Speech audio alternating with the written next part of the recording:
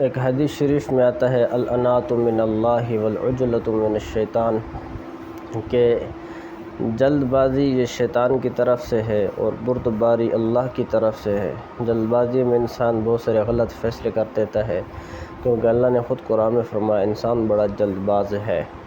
تو غلطی میں آ کر، جلد بازی میں آ کر بہت سارے فیصلے غلط کر دیتا ہے۔ اس کی مثال آج کے دور میں یہ لیں کہ انسان جلد بازی میں آ کر نہ سوچتا ہے نہ سمجھتا ہے، بلکہ چند بولتا ہے اور پورا رشتہ توڑ دیتا ہے اور اپنے تعلقات ختم کر دیتا ہے۔ دو خاندان ٹوٹ جاتے ہیں جلد بازی میں آ کر، غصے میں آ کر، اور ٹھنڈے دماغ سے نہ سوچا، نہ اس کو غصے کو پیا۔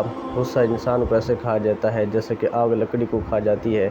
جلد بازی میں فیصلے نہ ہو، جلد بازی میں کوئی کام نہ ہو، یہ شیطان کا عمل ہے کہ شیطان انسان کو گمراہ کرتا ہے اور اس کو توڑتا ہے، اور جب توڑ دیتا ہے تو پھر انسان نہ ادھر کا رہتا ہے نہ ادھر کا رہتا ہے۔ شیطان کی ایک بہت بڑا ایک مجلس لگتی ہے جس میں اس کے سارے شتونگڑے ہوتے ہیں، اور وہ اس میں ان سے پوچھتا ہے ہاں بھائی تو نے کیا کام کیا، تو نے کیا کام کیا، تو نے کیا کام کیا۔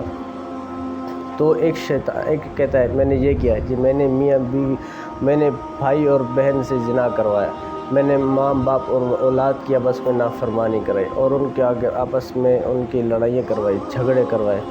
تو ایک شیطان آتا ہے کالا سے بالکل انتہا کالا کلوٹا شیطان آتا ہے، وہ کہتا ہے ڈرتے ڈرتے کہتا ہے جناب میں نے میاں بیوی کی لڑائی کروائی ہے اور طلاق ہو گئی ہے۔ وہ شیطان اٹھتا ہے خوشی سے اور کہتا ہے تو نے سب سے بڑا کام کیا، تو نے تو سب سے بڑا کام کیا، آجا تو میرے رائٹ ہینڈ بن جا، اور اس کو اپنا رائٹ ہینڈ بنا لیتا ہے۔ تو وہ شیطان اس سے بہت خوش ہوتا ہے کہ جلد بازی میں فیصلے نہ ہوں۔ شیطان کا ہر وقت ہم پہ حملہ ہے۔ امام مالک رحمۃ اللہ علیہ آخری دم تک کہتے رہے ابھی نہیں، ابھی نہیں، ابھی نہیں۔ پوچھا کیا کہہ رہے ہیں؟ کہتے شیطان آیا کھڑا ہے اور کہہ رہا ہے تجھے تیرے علم نے بچا لیا۔ میں نے کہا ابھی نہیں، بچانے والا اللہ ہے، اللہ کا فضل ہے۔ تو شیطان ہر لمحہ میں، ہر گھڑی میں، ہر وقت میں حملے کر رہا ہے۔ تو بھائیو اپنی زندگیوں میں جلد بازی نہ لائیں، بردباری لائیں، تحمل لائیں۔ بردباری سے انسان بنتا ہے اور جلد بازی سے انسان ٹوٹ جاتا ہے۔